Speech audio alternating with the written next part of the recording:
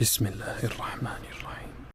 والشمس وضحاها والقمر إذا تلاها والنهار إذا جلاها والليل إذا يغشاها والسماء وما بناها والأرض وما طحاها ونفس وما سواها فألهمها فجورها وتقواها فألهمها فجورها وتقواها قد أفلح من زكاها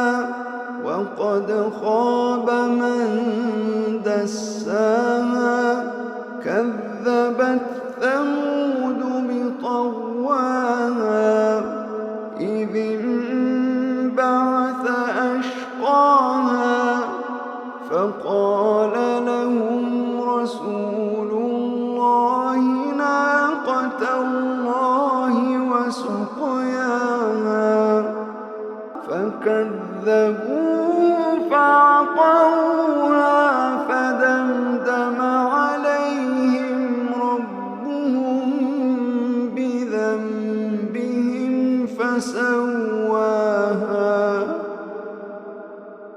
ولا يخاف عقباها।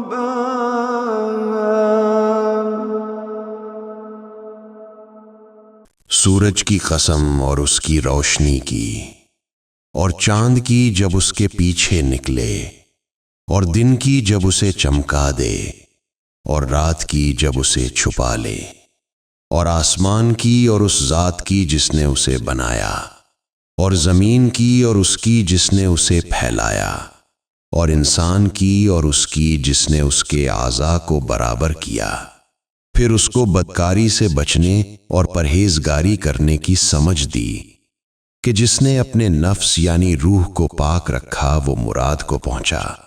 और जिसने उसे खाक में मिलाया वो खसारे में रहा।